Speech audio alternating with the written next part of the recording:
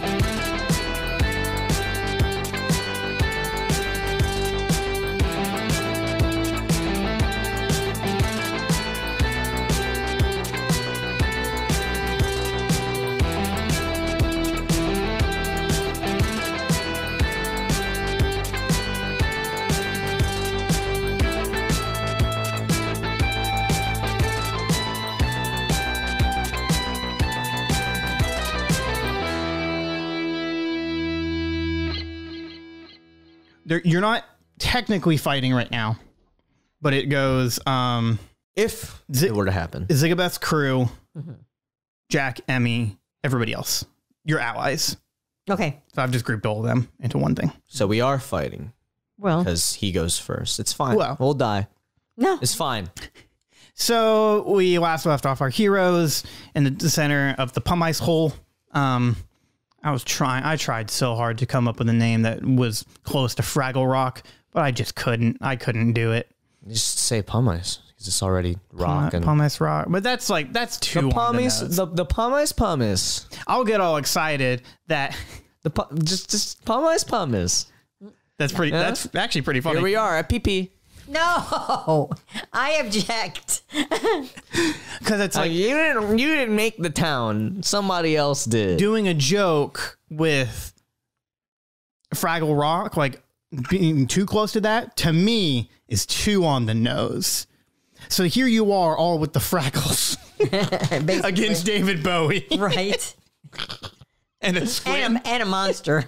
Yes. And then the Beatles from the Dark Crystal. Oh dear. All right. Yeah, we're doomed. No. So at Pumice. It's pretty good. It's the name of it. Yeah, it's the name of it now. I mean, we're gonna go with it. Yeah. It's PP. No. Right, let's do it. No. Just like Paladin Pilgrim.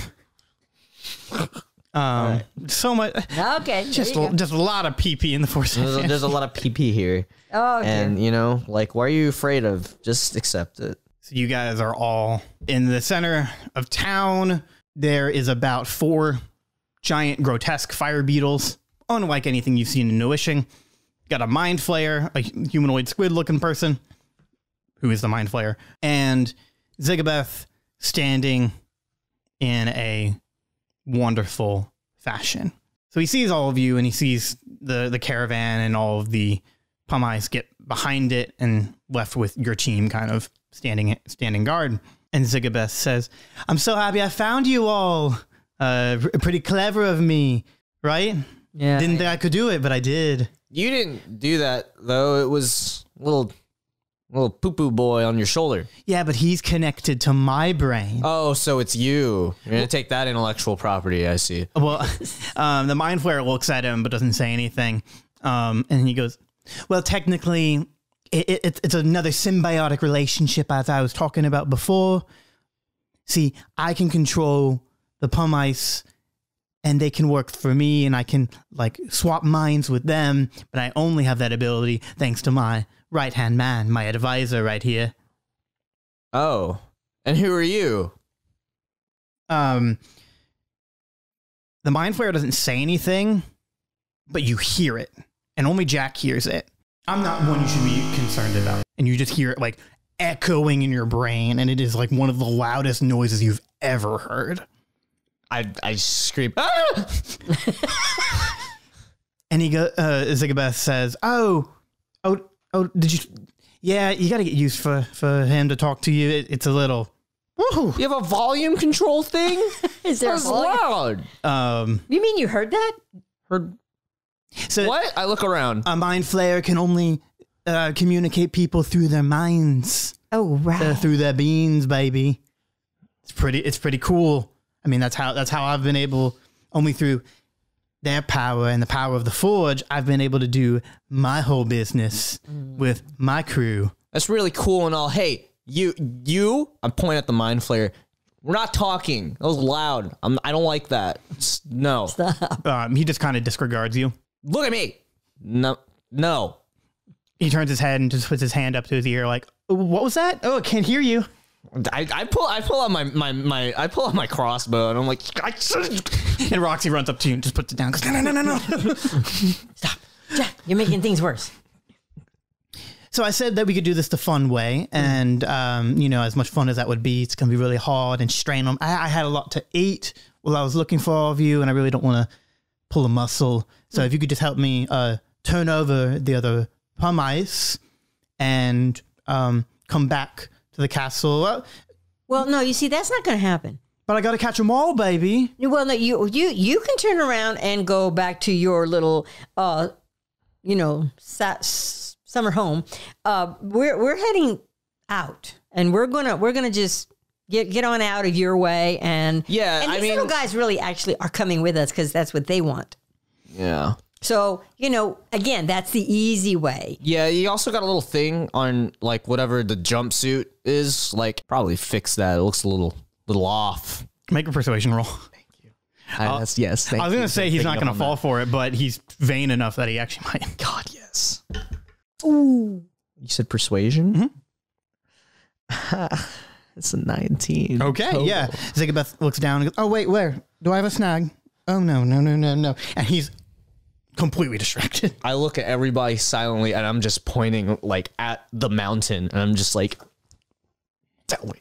That way. Roxy says, "Hey, I think through the museum there's like a secret entrance. Blue, correct me if I'm wrong. Take them. And he's like, Nope. There's an exit back door that we can get out of here through there. Gray says, "How about we go that way? We leave the cart, leave the stuff, just grab the little dudes, get out through the museum, and we'll meet you guys somewhere on a road. Like the Pumice know where to go." We're all heading in one direction. We'll meet each other. Okay. Yeah. I got this. Everybody. So while they're going, we're going to deal with. Yeah, if you want to stick with me. Yeah. So, as Beth is distracted, and since the fire beetle creatures are like mind linked with him, they're also like focused more on him. You think they're helping him with this outfit? Yeah. Yeah. they got their weird spear things, and they're like, I'm not poking at him. And that gives enough time for Roxy and Gray to grab all 7. That's not a 12. I was saying 8, 12. including Blue, and they run through the museum. So they're gone. So it's just you two, Emmi and Jak, and Quentin. Oh. Okay. And it doesn't look like that anybody really caught on.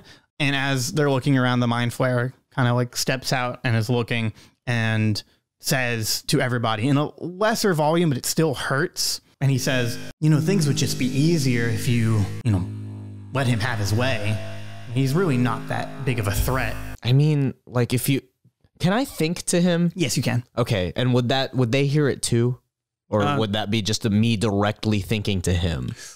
You want to like open this communication? Cause I don't want to, my thought as the player is I don't want to say that out loud. I don't want to Zigabeth to hear. Inform Zigabeth. I would say That's up to the mind flare, and the mind flare has opened like The mind link between the four of us. yeah, so like a Discord channel, that like a chat room. The four of you are now in with him. So I mean, like, So when he talks, we all hear. But if you talk to him, no. That's only what you we're hear? that's what we're saying Okay. is like Everybody's talking to one another, but without saying anything. yeah. Okay. He's sending his thoughts to us. Yeah. And because he's sent it all to us, the mind link is open to all of us. okay.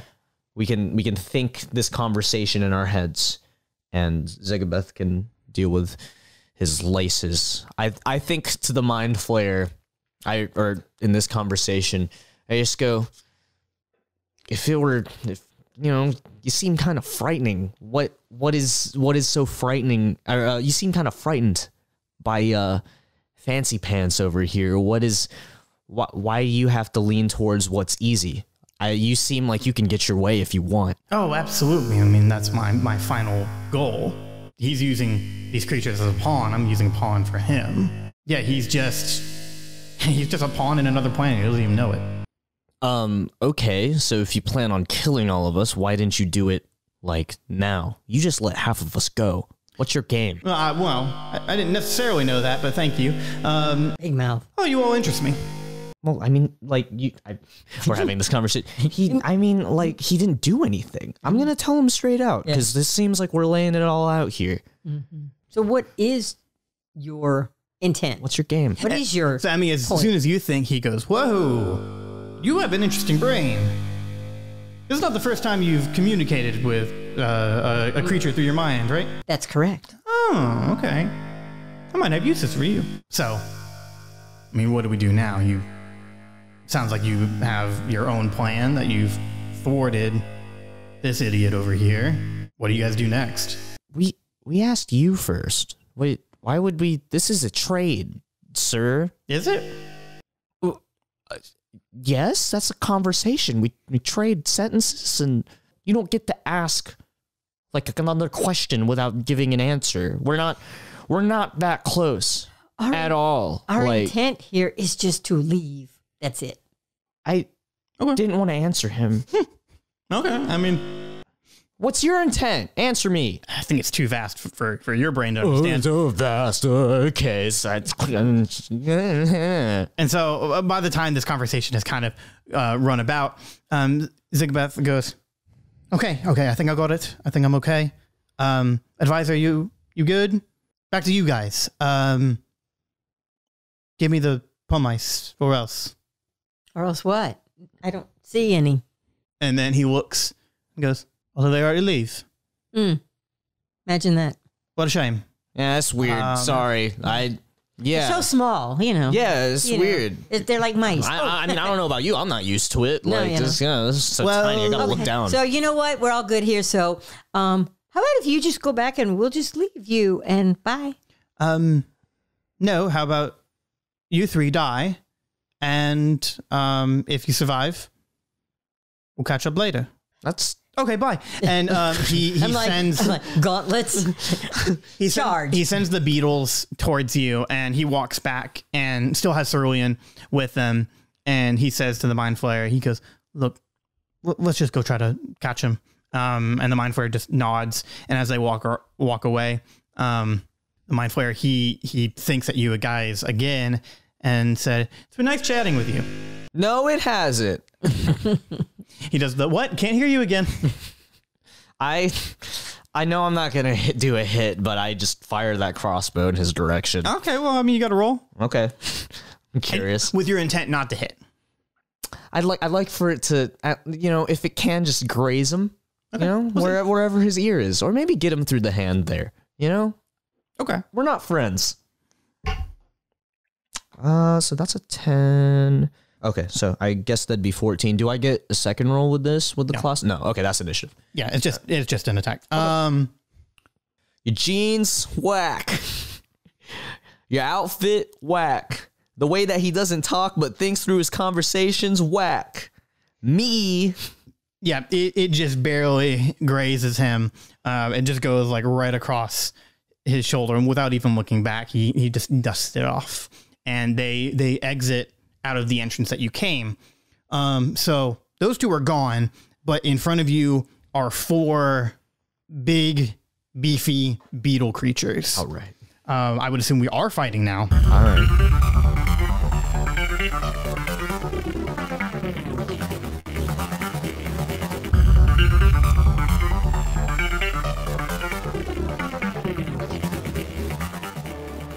I'm just like shaking my head going, really?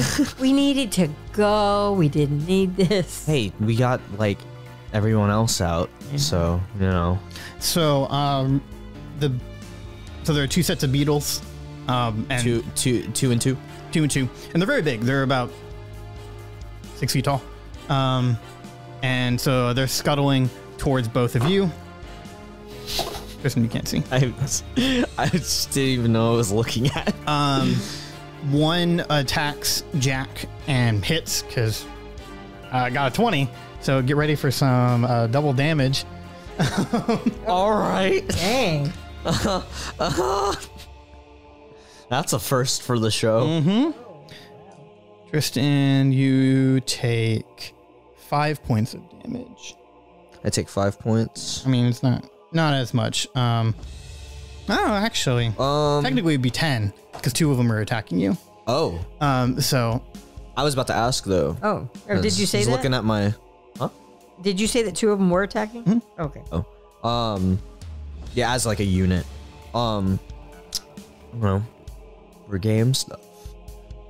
Looking at my skills. yeah, I mean, you say 10, but would it actually be 5? I do have uncanny dodge, and it's like I can see the attacker it's coming 2, at me. Yeah, it's 2 for 5, which a total of 10. So I'm just gonna say it's an attack full at 10. So if you wanted to use uncanny dodge, it'd be 5. Okay. Yeah. Well. Yeah. I'm gonna use that. Use your reaction to have the attack's damage against you. In gameplay terms, is that my reaction to your turn, or does that take my turn as well? It does not take your turn. It's a reaction. Yeah. Okay. All right. Yeah. I was just wondering. Yeah. So you just take 5. All right. Yeah. Cool. I sit down on the stoop and I pull out a drink and I take 5 minutes break. No, 5 damage. Yeah. That's So okay. one of the beetles runs over to you and goes and slashes, and you duck, and you're like, haha, got, and then like in the back, it just cuts you across the back. There's a yelp, and it's very high pitched. It's not so this. So I don't experience this often. Usually on my game, this sucks. Emmy, given how small you are, the other 2 go over to you, and when one swings its claw, it overcompensates how small you are and goes Ree! And flips on its side, causing the other one to trip over him. So you take no damage. Okay. I got a 20 and a 1 on each of my rolls. Oh, okay. Wow. So she got the one. Yeah. All right. I got the 1. Yay. I did a lot of lip today. I guess I get the 20. Right. So then it is Tristan's turn. And I'm up against 2. Where's Quentin in all this, by the way? He is, you guys are... Would you say we're like both on like the front row and then he's in the back row? Yes. Okay. You are next to the wagon full of the supplies. To the left of you is the entrance to the museum where where Roxy, Gray, and the Pumice went. With cunning action and just bonus actions in general, do bonus actions, can they take place like before my action, or does it have to be after? Yes. It can take place before. Okay. Yeah. Which one? Yes. Yes. All right. Okay. So you said we're next to the wagon. Yeah. I'd like to. Well, that's 2 actions, I guess. Damn. You know what? I actually have to just disengage, but okay. Because my first thought was like, I'm gonna use cunning action to hide under the wagon and try to get them from there. But that's a bad thought because they're huge and they could flip the wagon. So I'm going to do the second thought, which is better, and disengage from them. Okay. By jumping into the wagon. I'm going to assume this is like an open carriage, not like not like a canvassed one. Mm-hmm. And disengage from them, jump into the wagon, and I want to point blank a crossbow into the nearest one of these beetles. That would be the ones that are attacking you. So, or one of them that is attacking you. Yeah. So yeah, you get out of the way. You push the one that swung and missed at you. You push that one back. You flip over into the wagon. I do the Spider-Man. I do the Spider-Man thing, and I jump and I launch off the head of one of them into the wagon. Nice. I like it. Yeah. And then make a crossbow attack. I got a 20 total. Okay. Yeah, you hit. All For right. 100%. So then you just roll for damage. Yes. Damage is 8 total. Okay. Yeah. You take one good shot, and you hit the thwog of a hand crossbow, and it goes right into its neck. You hit a nice succulent jugular, and it starts bleeding out and falls over and dies. So there are 3, one that's still up and 2 that are stumbled over one another. Okay, my turn? Yeah.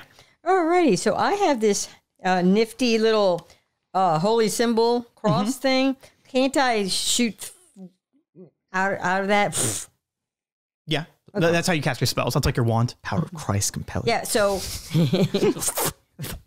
Okay, but we're going to use it for good. Yes. Yes, because we're defending ourselves. Yes. And so so since they're both kind of like in a heap together, I thought, oh, here, let me just do that. And so, yes, I can do Sacred Flame cantrip through the little cross thing. And I'm aiming towards both of them because and they're both in a heap. They're in one heap. So, yeah, it would hit both. I think that's fine. I need to make a dexterity saving throw, and I need to beat a 14. 14, yes.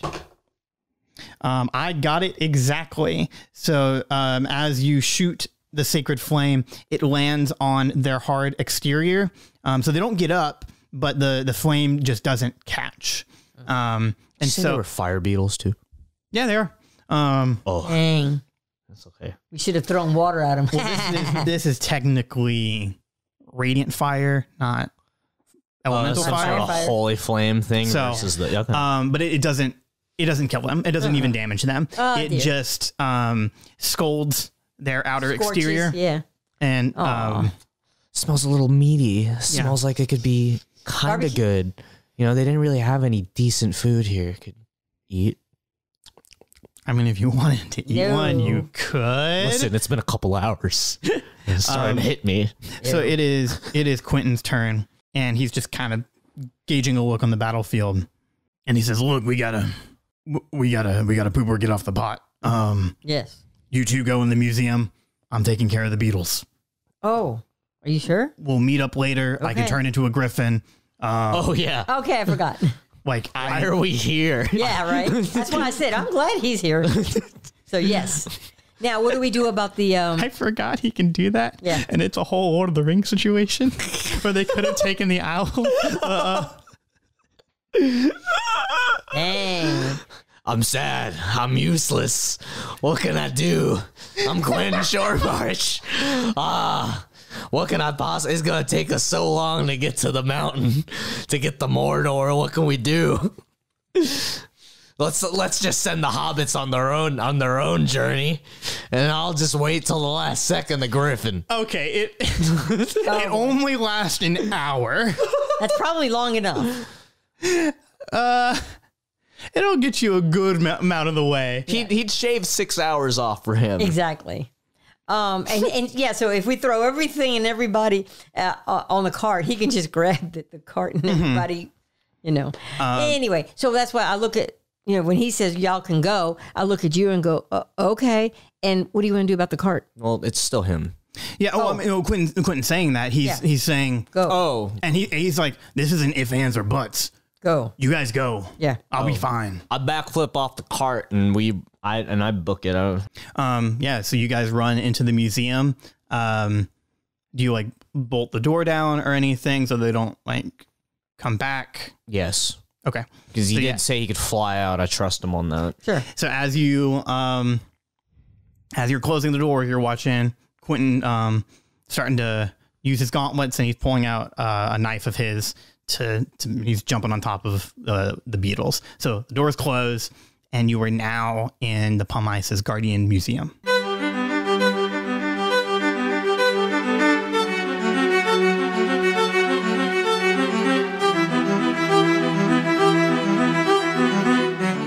Nice. Exciting. Oh no, Jack, keep look straight ahead. Let's keep moving. Oh, I wasn't gonna steal anything. I thought you would. Well, it's the Guardians Museum. It's our museum. Aren't you curious what's in here?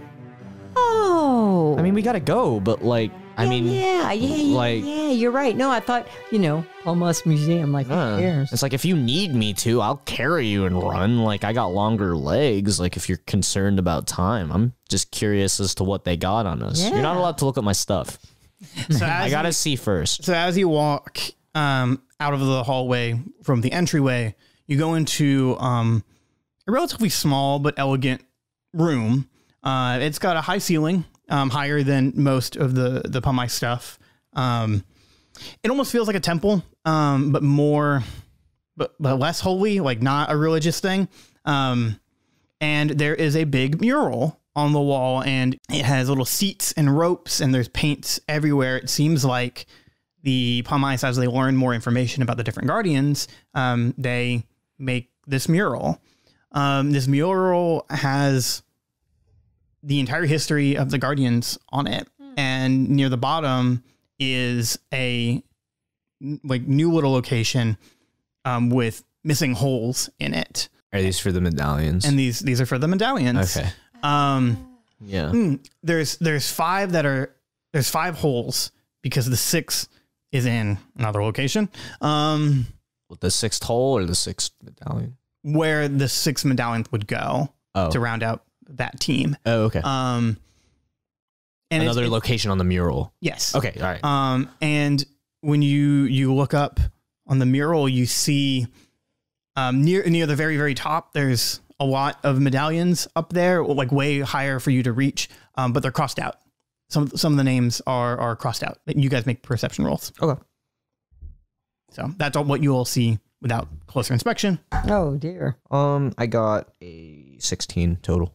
I have a 5 total. Okay.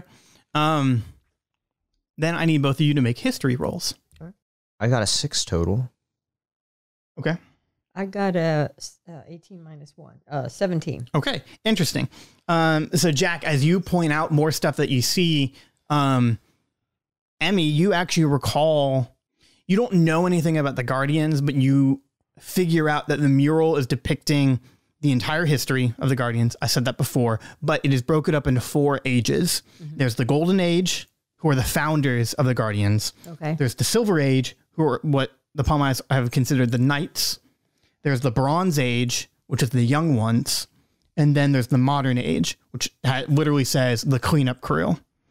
And there are the only people located in the Modern Age is where the 5 cluster holes are, and there are no medallions in there. But there are names above each of the holes, and it rounds out your team. Shoot, actually, no. I keep getting the numbers wrong. It's not 5. It would be 4, because it would be Emmi, Jak, Ophelia, and... Oh, no, but okay. No, I got it right. What about Quentin? So as you look, you see Quentin's name is not on the little cluster. So the little cluster, again, has Emmi, Jak, Ophelia, Nyx, and Astrid. You said for the Modern Age? Yes, for the Modern Age. So there was the Golden Age, the Silver Age. Yeah. So Bronze and a Modern. As you're looking, you find Quentin's name up really high. It's at the Silver Age. Mm-hmm. So part of the Knights era. Mm-hmm. The other people that you see in the Silver Age, you see someone named Robert Shortmarsh. You see another person named Taylor Shortmarsh. You see Yuri Stonecutter, descendant or relative of the Stonecutters that you know. And then you see Nerissa Holmes. Uh-oh. Her name has been crossed out. Wait, but Yuri's, Robert's, and Taylor's are not crossed out? Yuri's is not crossed out. Robert and Taylor has a symbol next to it. Robert and Taylor. Oh, I didn't even mean to do that, Robert Taylor. Right. That's really funny. Did I do that on purpose? I had to have done that on purpose. Because Taylor's a woman. Oh, okay. So it's an older woman and a older man, as you can see on the medallions, even though like a little hard to see, but it's a brightly lit room. Okay. I'm the one who sees it. Oh, right. Yeah, I know. Oh, you have dark vision too. You have good eyes. Well, there's that in the perception. I figure I'm the one pointing it out, and she's the one relaying the info. That, yeah. Emmi, you're just picking up that like, okay, so these are the different ages. These are the different people. In the Golden Age, you see the picture of the woman with one arm. So you only see 3 people up there. And then... With Archimedes? Oh, and the woman with one arm's name is crossed out. Okay. And then you see Archimedes' names, and it has that symbol next to it again. And then you see the name Orion Stall, and it's untouched. Oh. Scott, it's good writing. So these are the different, major people that have been, pointed out. Then, hey, let's go to the Bronze Age, the young ones. You see one name that is crossed out, and it has a name underneath it, and it is Jak Pilgrim. About to ask you if I had the role to see that. Yeah, and it says Paladin Pilgrim. Did I say crossed out? Dang it. Symbol.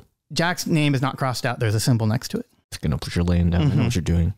Next to the Paladin Pilgrim, there's Sea of White Feather. Same thing as Jak. There's a symbol next to her name. You see a whole list of other people. They're crossed out. They are. Every single one of them. Sounds like Tristan's figured it out. Oh, no, not at all. Have you figured it out? Okay.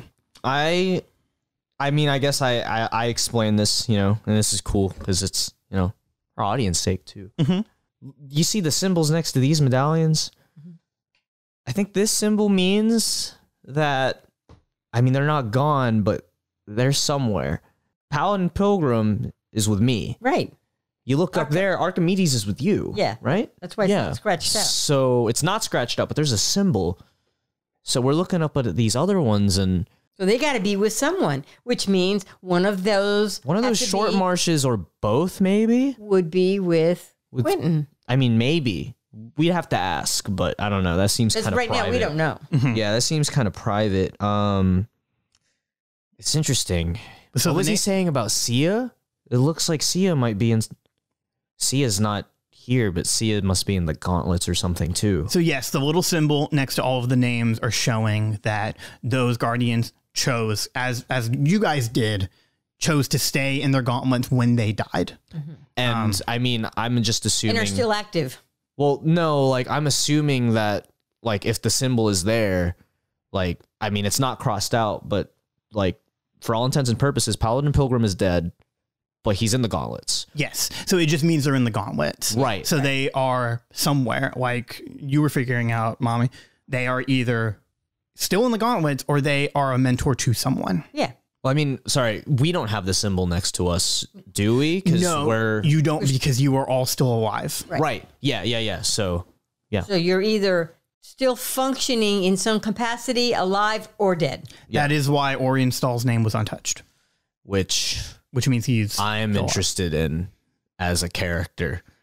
And I take big note of that myself. So to clear some stuff up, Jak, the list of names in the Bronze Age, all the people, as you see the medallions, those were the people you saw at the funeral. So they were alive within the past 2 years.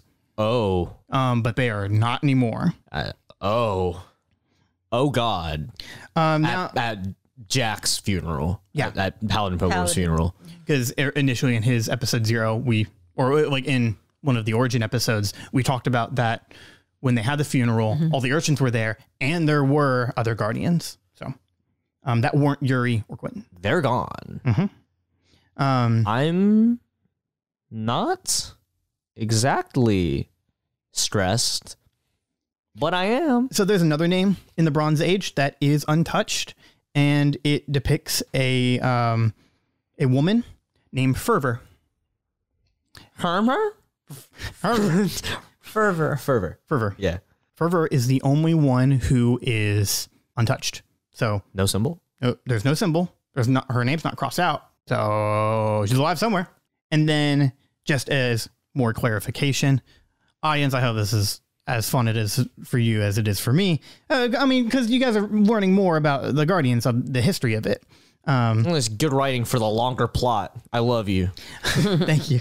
I love you too.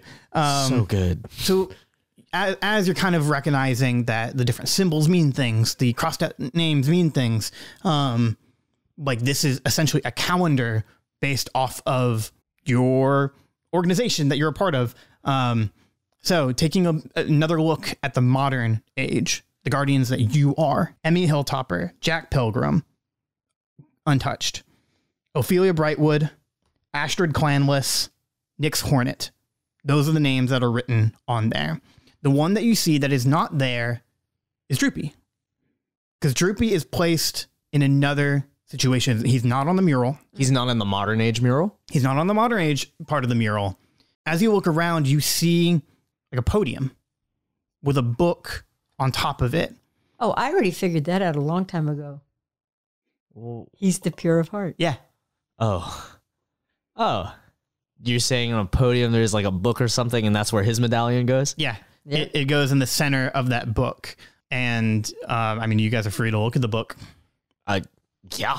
I mean, and when we do, we walk up to it, we open it, and we look at it, and I just go, makes perfect sense. Duh.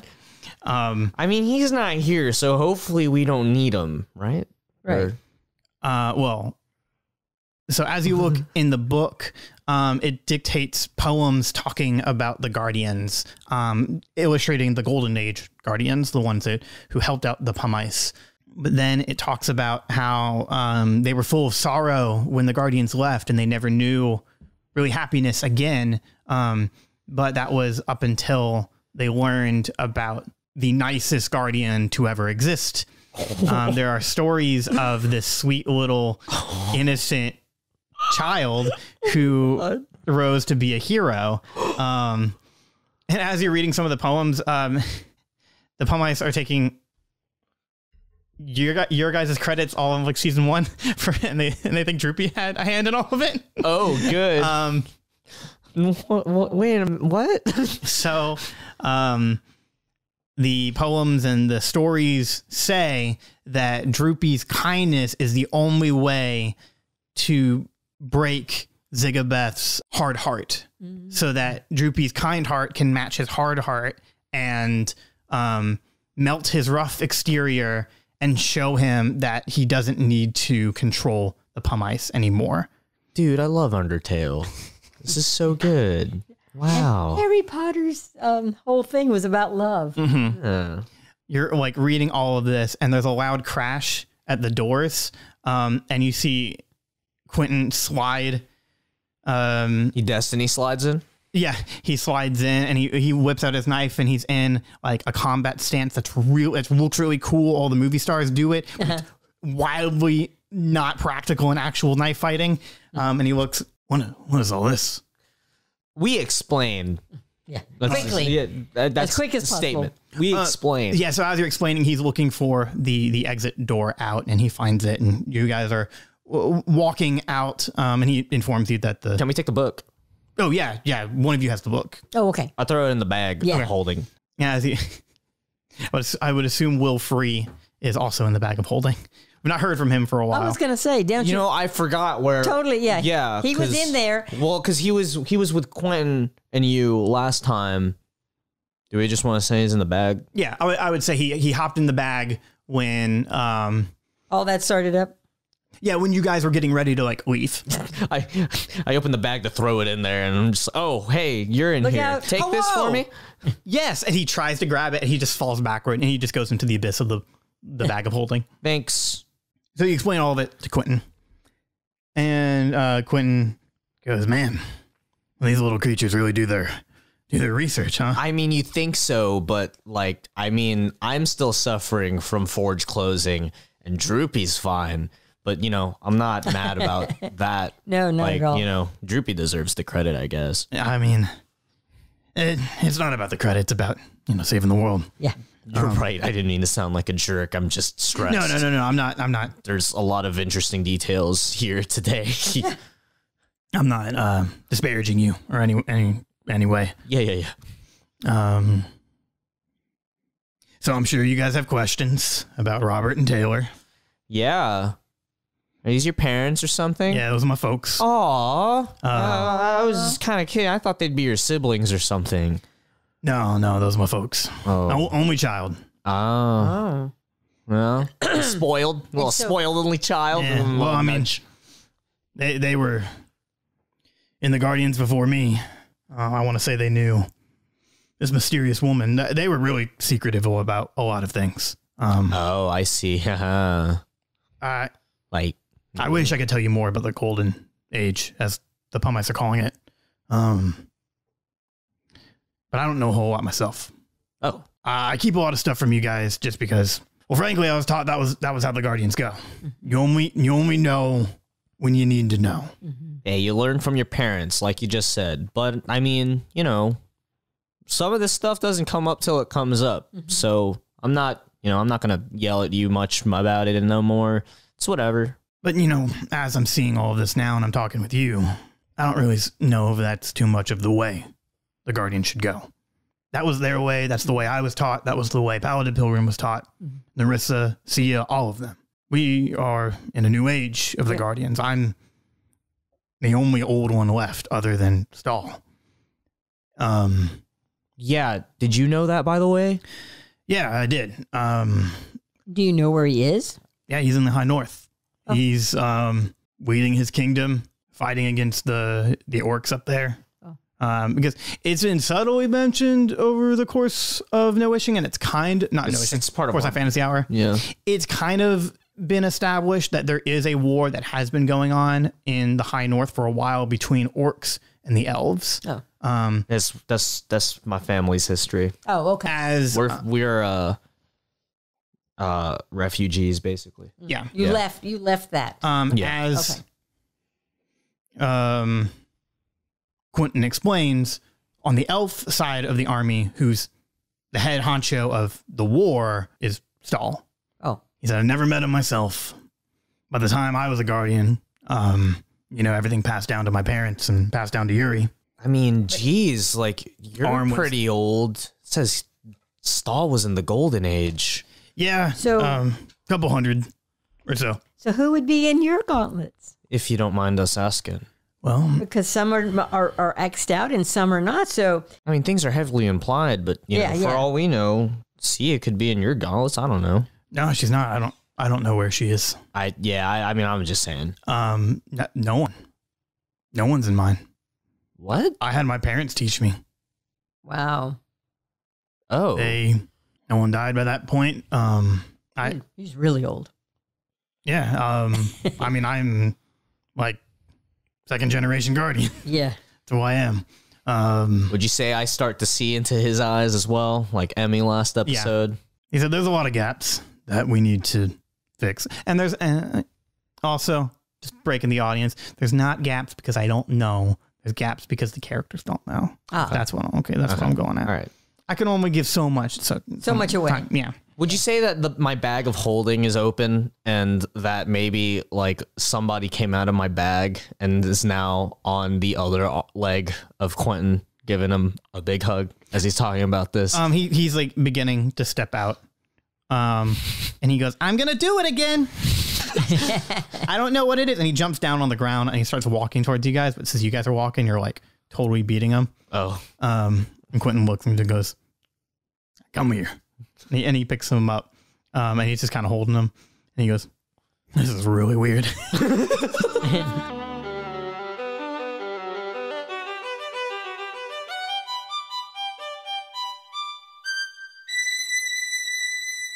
You guys have been walking on the trail for a while now. And you hear a rustle in the woods. Oh, no. Who's the Russell? I ain't never met a Russell. Who's that? You hear a rustling. No, you hear, because as Jack says, rustle. You hear a noise, but it's a little bit unintelligible. I need someone to make a perception check. Okay. No, let's go with you.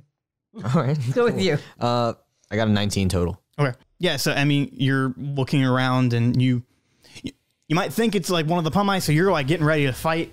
You trying to fight a Pumice? No. Come on. Well, in the last arc, the bad ones. They were following you. Oh yeah. And I'll reveal it now. Those were the bad ones. They were keeping. There are bad ones. Right. There's good ones. Yeah. I was joshing, but yeah. You see this figure dragging itself, like slumped like shambling. You would think it's a zombie, but it's not. Because we don't know what zombies are, do we? Do we call them walkers, perhaps? Weird looking creatures. It's What? rough being out here. It's the Walking Dead. We are the Walking Dead. Go on, I'm sorry. Oh dear. No, as you just hear metal scraping against metal and this large like clank and a thunk. And then you hear another dragging noise, and as you see this figure, it's dragging this large box behind it, and it looks up, and as soon as it does, Quentin pulls out his knife and recognizes them. It's Zert, the living suit of armor from the insect glaive. What? It drops its rope, dragging the box, and when you see, they look much different than they did last time. Zert. Yeah. Because the last time we saw them, they left the suit of armor, like went into like a spirit form. They are now inhabiting a new suit of armor that is really, really, really old. How do we know it's Zert then? Is it the sword or? You just get the feeling, the hollow glow of the eyes. Parts of the armor are missing, so you can kind of see its spirit form. They look up and they try to talk, but they can't speak because their new helm is like welded to their mouth. Sorry, that was bad audio. But Quentin's ready to fight. Guys, get ready to go. I'll fight them off. And Zert like waves their hands and is like waving back and forth. And starts like trying to tell you something, but I mean, my perception roll is pretty decent. Do I pick up on that? Yeah. you can tell that they're speaking. It's not trying to. It's not trying to fight. attack, It's yeah. not. It's not hostile. I don't know. He said, we've mostly dealt with the insect glaive. They shouldn't be around. Why are you here? And you can tell they're frustrated, and they just look and they drag their finger on the ground. They're writing on Okay. in the dirt. I motioned to you to give us some light Yeah. for sacred flame. Is it or getting something. darker or no? A little bit. It's like past afternoon now. I mean, if it's trying to write words in the dirt, I'm gonna need some. Yeah, you can you have the ability to light, and so I'd say you light up your gauntlet. Yeah. And you read in the ground, or no hurt, take me. And then Quentin's looking like he's a little bit confused. And Zert looks up and looks at the two of you and points at the mountain that you're going to, the big glowing light where the forge is, and it's pointing over there. Go too. He wants to get out. And so they turn and they nod their head. Okay. You know, it looks to me like they're not that big of a threat. I mean, I turn to Quentin. We could use this. Also, I turn back. I know you can't speak. Can you show what's in the box? What's in the box? Zert then gets defensive and like blocks the box and shakes their head no. You know what? I'll gamble. Do a little social gamble. I say, listen, I don't really trust you, but we can use you. Looks like you're moving really slow with this box. We're going to need to see what you're taking with you. And also, I mean, think about it as a trust thing. How do we know to trust you after all we've been through? Make a persuasion roll. Also, too, he's going very slowly dragging it. We would maybe have to help you anyway. That's what I'm saying. Yeah, we're going to have to help you. Persuasion is 14 total. They run up to you and shove you. And they get back to the box and shake their head no. You know what? I guess I look to both of you. I say, Quentin, we can really use this. If they were going to attack us, that would have been a knife in their hands in my chest. What else are we going to do? Yeah, they're It's going to follow us anyway. Quentin just looks at Emmi and says, Emmi, what do you say? I don't know. I'm really not afraid of them. My only concern is, and I'm looking at them, is that you're going so slow that I don't know that you'll be able to keep up. We have to move. Yeah. We have a whole lot going on. We're trying to get out at a certain time. We've got people chasing us. I mean, I try to cheat physics and throw that in the bag of holding, but that's a whole crate. Yeah, you can't. I can't. The dimensions of make an investigation check. Okay. Because I can tell you the dimensions of the. Can she too, since we're both looking at Sure. it? Yeah, just in case. Yeah, we'll go with you. Okay. You can actually re-roll that because you're a halfling. Oh, okay, good. Thank She got a God. 1. I got a 1.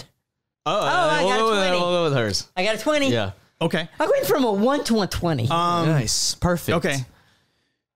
Mine was all right. Jak, you're looking at the box, but you can't really get too much of a clear say on it. You're more focused on I didn't go to school. I don't know what numbers are. the exact dimensions of this box are 84 inches long by 28 inches wide and 23 inches tall. So it's bigger than me. Yes. I'm also going to note this isn't just the box. This is some sort of item that you are looking at in the D&D manual. Not in the D&D manual, because this thing's real, and I'm going to have I hope I don't have the FBI knocking on my door while I'm looking how big this is. What is this dude from a coffin? You got a 20. I'm saying it's a coffin. Oh. Box. How do you feel about this now? Yeah. Well, because, it's like, I couldn't tell it's a coffin. yeah, You just- because, they were kind of, we only saw like the front of it. And so as we're, looking and stuff, I go, that sure is big. Jak, that looks like a coffin. And when you say that, Who's in there? Zara gets really, really, really defensive, and is just like Okay. protecting everything. Quentin goes, "No, I'm not messing with the coffin." Wait, hold on. Everybody hold on. Okay. Zert, whatever is in here, Whoever. are you protecting it or are you protecting us? Zara waves their hands, and they say, they point at themselves, and they make like a guarding motion, and they say, Oh, they're guarding the box. They're guarding. They're guarding the box. They're guarding who's ever in that So box. they're not protecting you from what's in there. They're protecting what's in there from you. Oh, They're guarding the box. okay. They're very protective of this box. Are you in the box? Zert like slumps and in like a sad motion and shakes their head no. Oh, I mean, just out of concern, is it dead?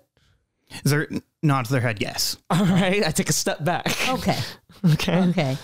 All right. So, yes, Quentin. Now, I'm not feeling threatened by them. They just need us, and we might need them. So let's just keep moving, people. I mean, yeah, if you can keep up, sure. But if you're not going to give us any more, we're going to move the way we got to move. We're gonna keep going. I need you guys to make a contesting roll against Quentin. 8 and 2. And a 2. Okay, Quentin says, "I'm sorry, I can't." He goes, "I can't," and he runs over to like kick open the coffin, and Zert starts struggling with them, and Quentin is like really. He goes, "Guys, I can't." He goes, I can't go through anymore. We have to know. No more secrets, right?" You're right. Hold up. What do I do? Wait, Um, don't I have hold person? You do. you can use hold person. I was gonna thief sneak and No. open the box. Okay, I have hold person. Paralyzes for 1 minute. Because it's like, all right, but who do I want to hold? Do I want to hold Zerg or do I want to hold Oh, Quentin? I won't even make you roll for that. I'm gonna. Do I want to hold That's up to Quentin? you. Oh. Who are you going to hold? Are you holding Zert or are you holding Quentin. Quentin? That's up to you. That is up to you. That's up to you. This is your choice. I don't even know you're doing it. I'm trying to sneak and open the box. No, y'all are trying to, muscle in on these people, this situation. This is your telltale game choice moment. And remember, Emmy has great cleric Who will remember insight. this?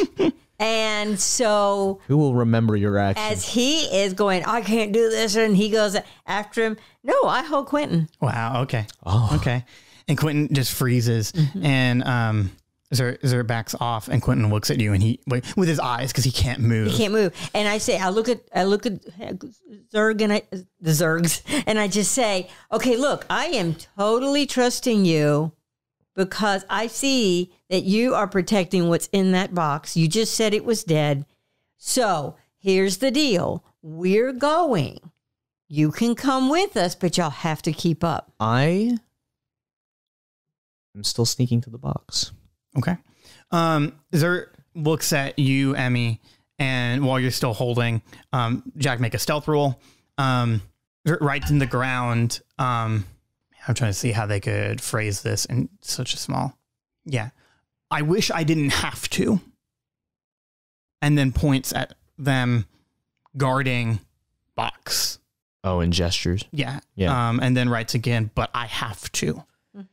I get that. I rolled a total of 18. And you're sneaking to open the box or just peek in the box? I want to peek in the box, obviously, because there's a lot happening, but you know what I do want to do is I want Quentin to know that I'm doing this so that he knows. Okay, so he can probably see you with his eyes because he's still frozen by Emmi. Right. And I'm nodding at him as I'm trying to take a peek. Okay, and as you peek in the box, you see the body of someone who has been dead for about 2 years now.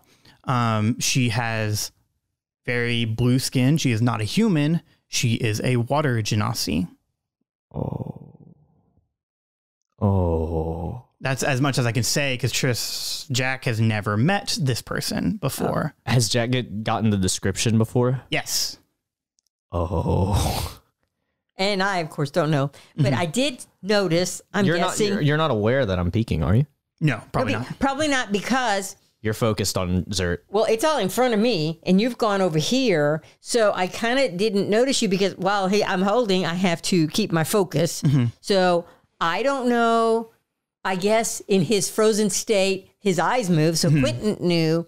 And then remember, I can only do this for a minute. Yeah. So about right about now, my minute's up. I would say as soon as Jak sees Quentin stumbles back and he looks at you with daggers, Yes. Emmi, and he's just like, Emmi. I know. And I said, I know you're mad. I know you're Jak, mad. what did you see? Shit, now Zert knows I saw. Zert turns around. Because Zert didn't know you were doing it either. I'm hands up, and I look at Quentin, and I just go, Zert, I'm sorry, but we have to deal with this. I open the coffin. Oh, dear. And you see the deceased body of Nerissa Holmes, the guardian. And Quentin knows. I'm sorry. Quentin takes a step back and he looks and he's looking at her. And then he looks immediately at Zert and goes, see ya?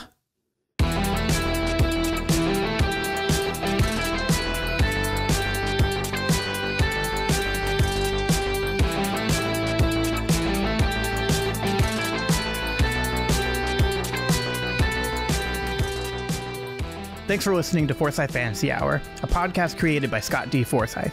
Hosted by Tristan Lagan, Vicky Forsyth, and Scott D. Forsyth.